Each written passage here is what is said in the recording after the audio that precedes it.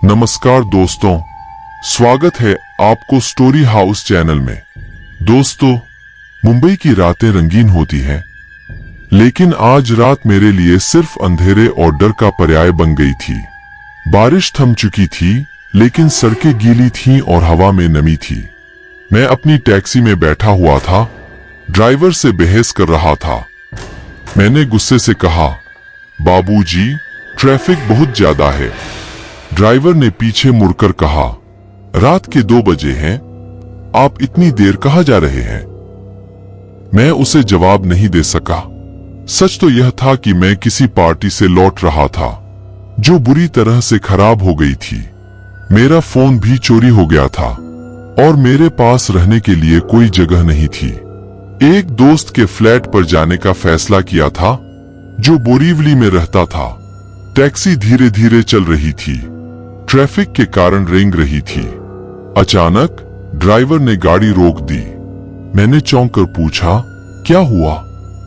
आगे रास्ता बंद है बाबूजी, उसने कहा। मुझे लगता है आपको यहीं से पैदल जाना होगा। मैं गुस्से से भड़क उठा। मैं आपको पैसे दूंगा, गाड़ी आगे ले जाओ। लेकिन ड्राइवर टस से मस नहीं हुआ। मैं माफी मांगता हूं बाबूजी, लेकिन ये रास्ता बंद है। आप रास्ते में किसी और गाड़ी को लिफ्ट ले सकते हैं। मैंने उसे कुछ खरी खोटी सुनाई, लेकिन कोई फायदा नहीं हुआ। मजबूरन मैंने अपना बैग उठाया और टैक्सी से बाहर निकल गया। मुझे अपने आसपास अंधेरा और सन्नाटा महसूस हुआ। बारिश के बाद हवा में एक अजीब सी गंध थी। मैंने मोबाइल की टॉर्च जलाने की कोशिश की, लेकिन वह भी चोरी हो गया था। मैंने चारों ओर देखा, यह एक सुनसान इलाका था। दूर एक टूटी हुई स्ट्रीट लाइट टिमटिमा रही थी, जिससे थोड़ी सी रोशनी मिल रही थी। मैंने बोरीवली की तरफ चलना शुरू किया। रास्ते में मुझे एक भी गाड़ी या कोई व्यक्ति नहीं मिला।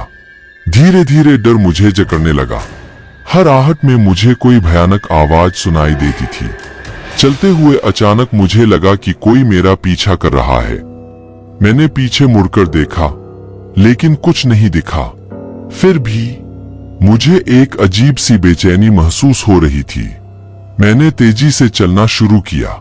कुछ देर बाद मुझे एक सुनसान गली दिखाई दी।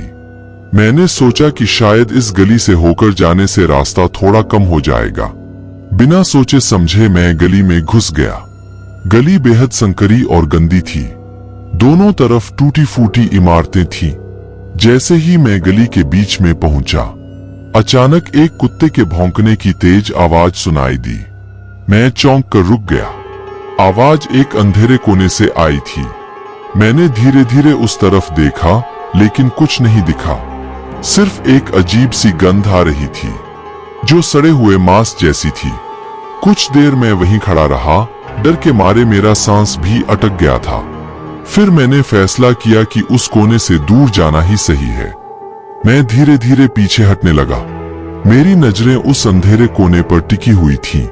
अचानक अंधेरे में 2 लाल आंखें चमकने लगी। मेरा दिल जोर से धड़कने लगा। मैं जानता था कि कुत्ते की आंखें ऐसी नहीं चमकती। ये किसी और चीज की आंखें थीं। बिना सोचे समझे मैं उस गली से भागने लगा। मैं तेजी से दौड़ता रहा। मेरी सांस फूल रही थी। पीछे से आ रही आवाजें मुझे और भी डरा रही थीं। अचानक मेरा पैर किसी चीज से टकराया और मैं एक टूटी हुई दीवार से जा टकराया।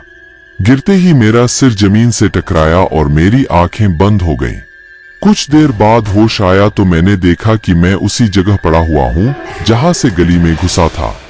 बारिश फिर से शुरू हो गई थी और तेज हवा चल रही थी। मैंने चारों ओर देखा, वह गली गायब हो चुकी थी। मेरी सांसें तेज चल रही थीं और मेरा शरीर ठंड से कांप रहा था। मुझे समझ नहीं आ रहा था कि आखिर हुआ क्या था। अचानक मुझे महसूस हुआ कि कोई मेरा कंधा छू रहा है। मैं तेजी से घुमा, लेकिन वहां कोई नहीं था। सिर्फ तेज हवा की आवाज आ रही थी। डर के मारे मैं वहां से भाग गया। मैंने दौड़ते हुए टैक्सी ली और सीधे अपने दोस्त के फ्लैट पर गया। वह रात मेरी जिंदगी की सबसे भयानक रात थी। मुझे आज भी नहीं पता कि उस गली में क्या हुआ था, लेकिन एक बात तय है, मैं कभी भी रात में अकेले उस इलाके से नहीं गुजरूंगा।